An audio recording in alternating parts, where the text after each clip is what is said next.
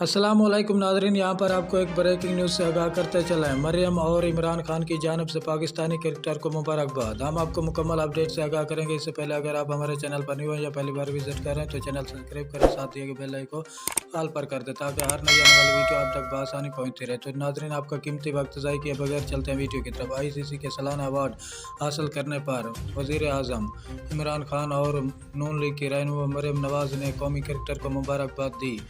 साल 2021 में शानदार कारकर्दगी का मुजाहरा करके इंटरनेशनल क्रिकेट काउंसिल ICC के सालाना अवार्ड हासिल करने पर वज़ीर आज़म इमरान खान और नून लीग की रहनुमा मरियम नवाज़ ने कौमी क्रिकेटर को मुबारकबाद दी है। समाजी राब्तों की वेबसाइट ट्वीट पर जारी अपने पैगाम में वज़ीर आज़म इमरान खान ने कहा कि क्रिकेट के हमारे इन सितारों को दिली मुबारकबाद, आपने हमारा सर फ़ख्र से बुलंद किया।